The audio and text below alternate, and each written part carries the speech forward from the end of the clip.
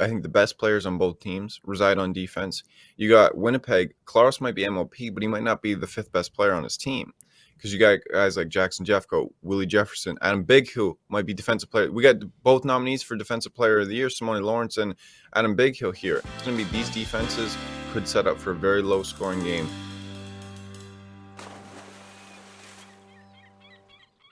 Welcome back to the 11th Island. This is the Grey Cup preview show, the only Grey Cup preview show that you need in your life. Chris, I always ask you what we're going to start with, but I think it's pretty obvious this week. Yeah, we're starting with the big game, Ticats versus Bombers in Hamilton for the Grey Cup. Brad, what are your thoughts going into this game? I'm pretty excited about it. I mean, it's 108th Grey Cup. Doesn't get much bigger up in Canada for Canadian football. This is huge. And to start it off, the big news of the week is Dane Evans is going to be confirmed starter for Hamilton. We all expected this. Orlando Steinhauer didn't waste any time confirming it in the media day.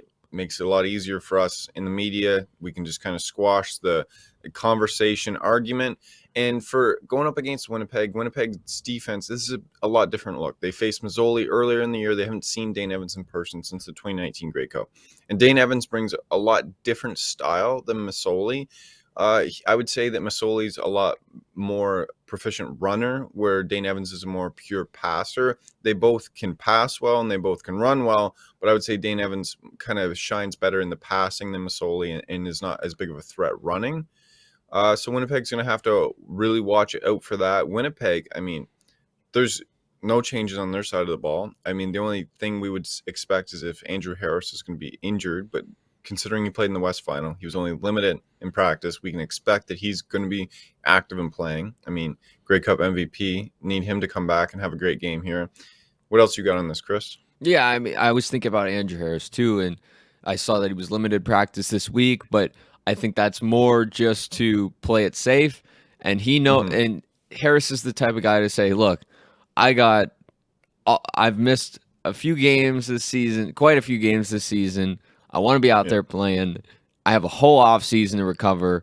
Things worked out pretty well in the West Finals for him.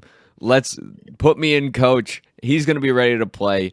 I mean, if that O-line can keep just making holes for him, it's going to be very dangerous out there for the Ticats. Yeah, I agree. And I think this game is really going to come down to both teams' defenses, because both of these teams have a solid offense, but the heart and soul of both of these teams resides in their defense. And it's going to be a situation where the defense, they can bend and the offense will help them out. But if the defense breaks here, the game's over.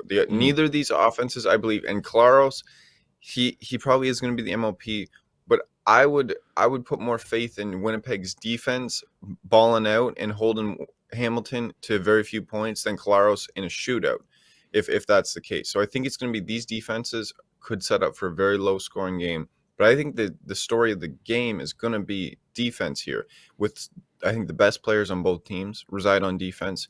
You got Winnipeg. Claros might be MLP, but he might not be the fifth best player on his team, because you got guys like Jackson Jeffco, Willie Jefferson, Adam Bighill might be defensive player. We got both nominees for defensive player of the year, Simone Lawrence and Adam Bighill here. Do you agree with me on this, Chris?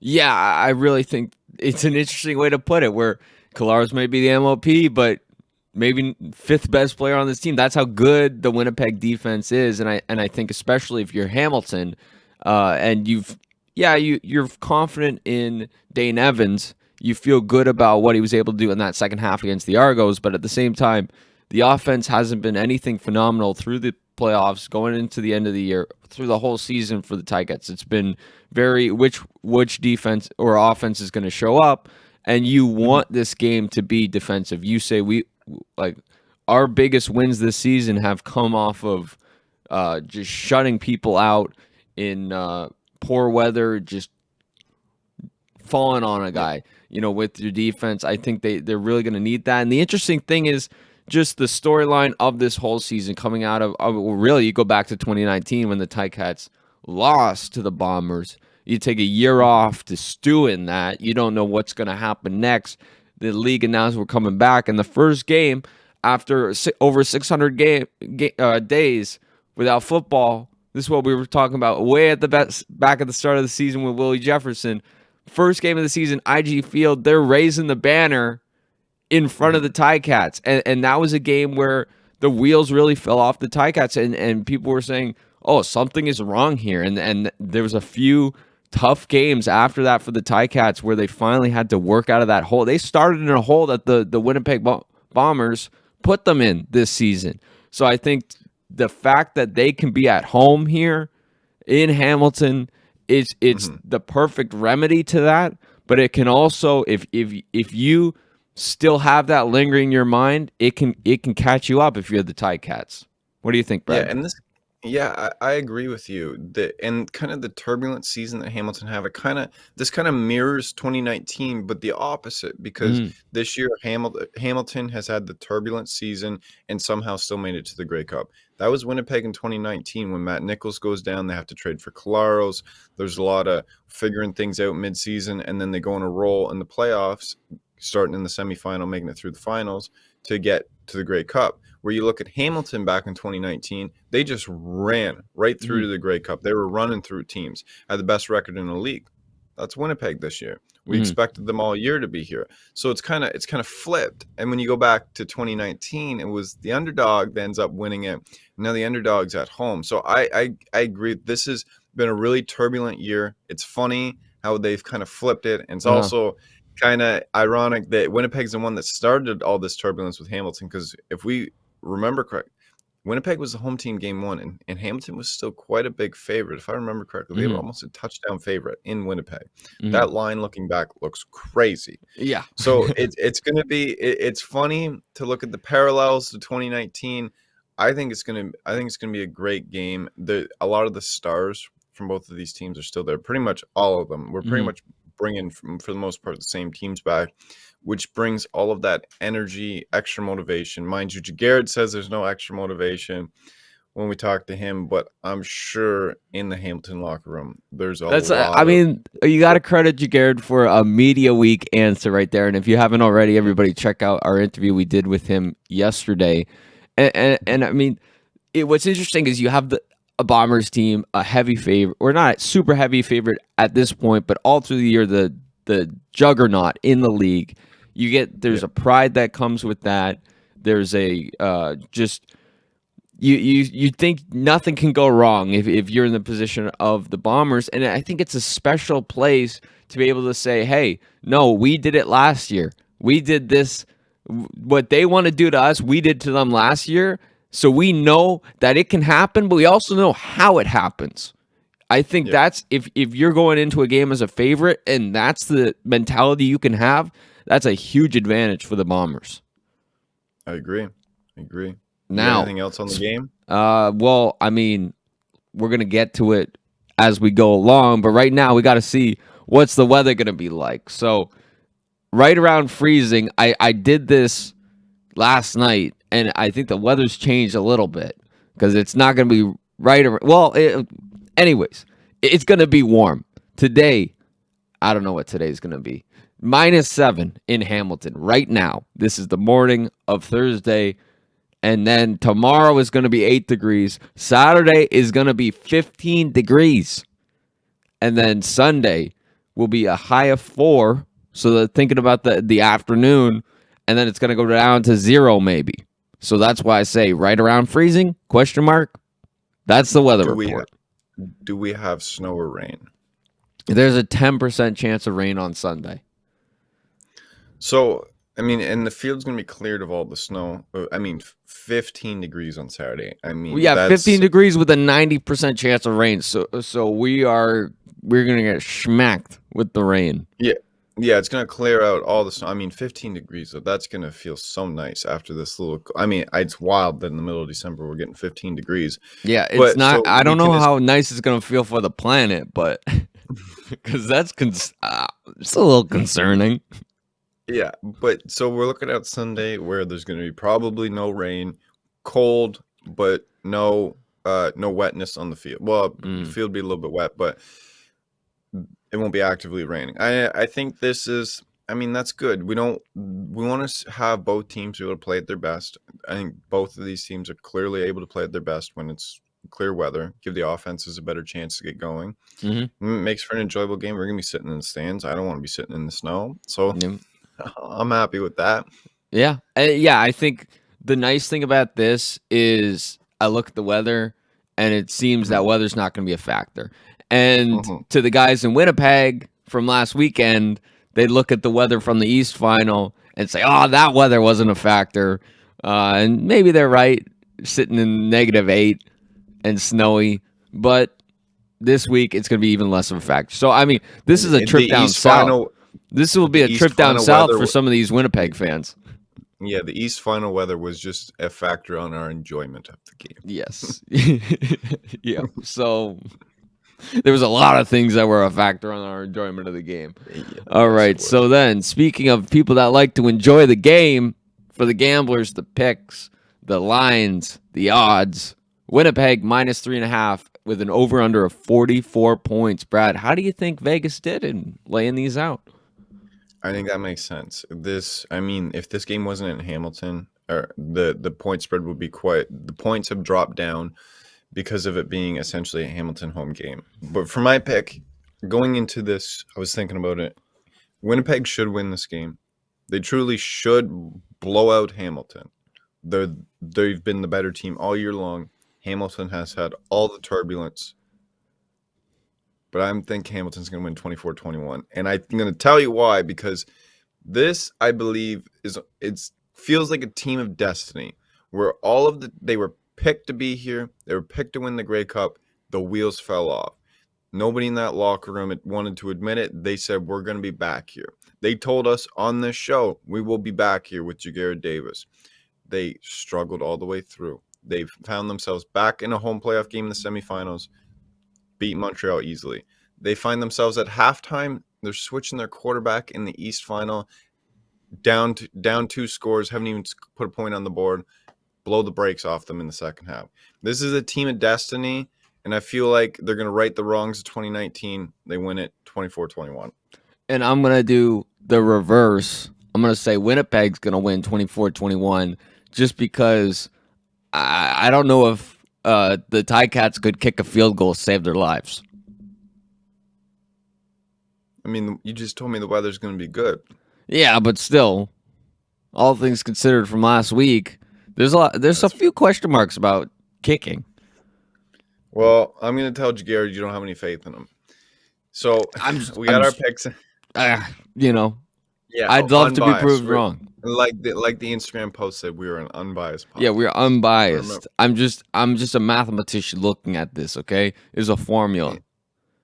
But with 24-21, that means we're both taking the over by a point. So that one might be real tight here. But I think 24-21, we're both picking it to be a very close game. And I think that's the case. I mean, both of us are essentially taking Hamilton plus 3.5 no matter what as well.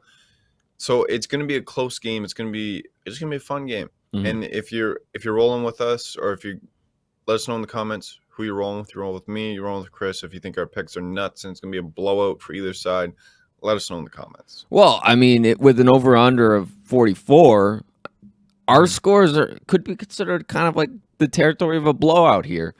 You know, it's a very low. We took as chalk as possible picks in this, if we're being honest with ourselves. Yeah, we did. Yeah. But, chalk, there's a reason it's chalk. Yeah. It's purely academic, Mm-hmm. And I mean the over under. Any chance? I mean, we see a blowout here. Huge.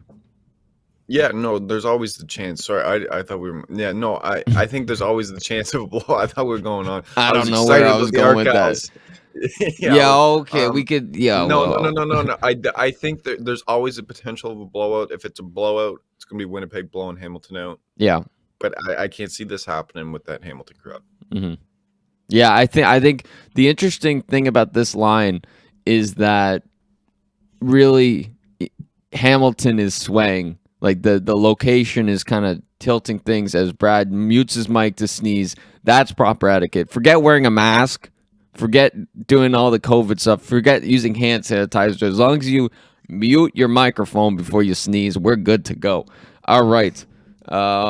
Game day events. Grey Cup music time. There's a lot of things happening in Hamilton. So, Brad, you want me to just run through everything that you can Yeah, do? run through the game day events for everybody that's going to be there, including All right. us, and So I'll tell you gates what I'm open. excited about. Gates open at 1:00 p.m. for the Twisted Tea Grey Cup Social. It's a cocktail party. All gates open at 4. And then the retail store hours. The No, block. what else is that for? What else is that for? What? Are you in the? Oh my I'm goodness! on Are the you on the wrong right page, website? I think. Events. Here, let me pull it Guide up to quick. game day. Okay, here we go. Or should I just 1 go? p.m. 1 p.m. Twisted Tea Grey Cup Social Yeah, I begins. said that. 1 to 4. So pregame at 4:00. All gates open. Catch a performance by Canada's own Stephen Lee Olson during the SiriusXM kickoff show. If you don't know, Stephen Lee Olson, actually great country singer. That If you guy. don't know him, No.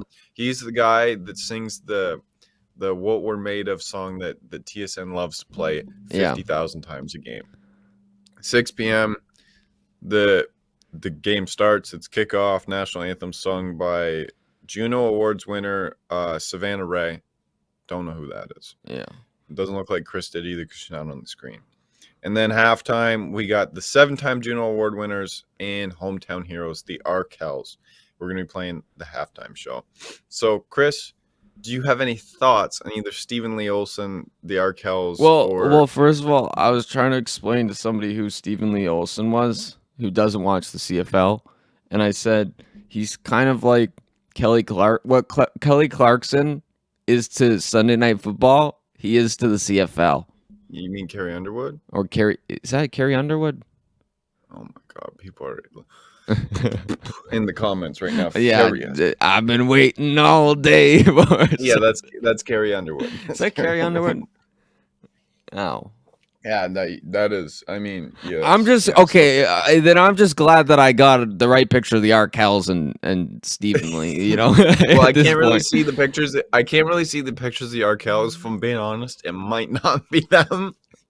I think it is. It's tough. No, to see it is. It is. I verified. It's got to be, but maybe not.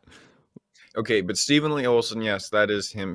I mean, he's pretty good. I like him but I'm a country fan. If you're not a country fan, you're not gonna like Stephen Lee Olson. The Arkells, they are. I mean, I don't have strong opinions on them. They did. For those, I don't know if I've ever really talked about it on the show, but like I've passed the CPA graduation for my online graduation last year. The Arkells did the live show. I do live shows in air quotes because I can almost guarantee you that it was pre-recorded in some weird like room. It was just essentially it felt like a boardroom that just got cleared out, and the Arkells guy just kept talking weird into the mic congratulating us. So I don't know how I feel about the Arkells. Did he sing?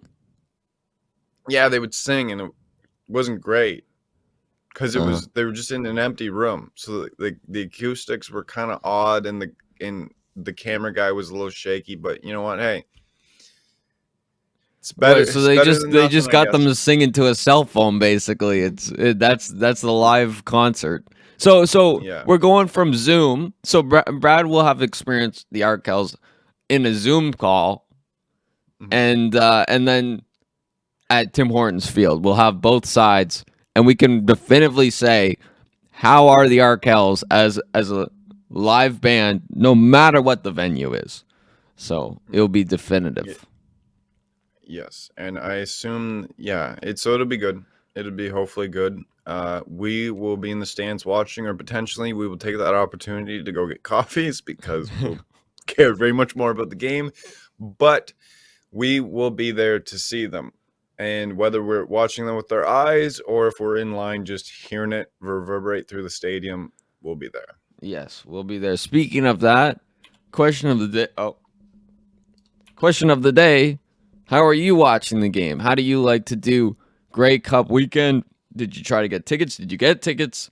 Are you bringing your friends over within COVID limits to have a good time? Are you making some spinach dip? What's your favorite Grey Cup snack? We want to know. Brad, what's your favorite big game snack? Big game snack? Yeah, I mean, you put me in the spot. I didn't know this question was coming. um, I don't know. I guess bag of chips, probably. What about you? Yeah, I mean, but the bag of chips is not the snack when it comes to a big game. It's the. I mean, Are we're chips not are yeah, chips not the definition of a snack? no, yeah, no, but it's all about the spinach dip. It's about dips. You know, it's about dips when it comes to chips. Do you like dips? Yeah, sure. All right. I didn't know these were coming. I'm feeling like you are prepared with a lot of answers, but it's only appropriate to ask me first and then you answer. So why don't you answer? Well, I mean, I brought up spinach dip like 4 times. I think you know what my answer is. Spinach dip's pretty good. I mean, you got Yes. the one thing that's gotten very good in my mind lately, or not lately, over the course of the last 10 years. I think this is about to blow up even more than it has. But cauliflower wings, crazy good. All right. With that, I think it's time to start wrapping up here soon. People, I mean, we're just making people mad left, right, and center. Yeah, wings though, ones with meat on them, I'd take that as a great big game snack. Yeah, okay. Yeah. I mean, the wheels have fallen off these last few segments, Chris. Yeah, but All right. I think that with that being said, we will be back either late Sunday night or early Monday morning with the Grey Cup recap. I think that's dependent on really the traffic getting back, how long it takes us to get back to Chris's house to record. We'll be at the game. Check us out on 11th Island on Instagram. We'll be posting pictures, whatever you on the stories. So make sure to check it out there. Enjoy the game this Sunday. I think people are in for a real treat. It's gonna be a fun game. Make sure to like, comment, and subscribe. Keep up with the CFL content. Like Chris mentioned near the top, Jagarrett Davis interview was posted yesterday. It'll be up here somewhere at the end of the video. Make sure to check it out. It was a really fun interview. Third time he's been able to come on. Really grateful he was able to take time out of this week. And yeah, that's all I got. You got anything else, Chris? nope. Well, all right. See you later.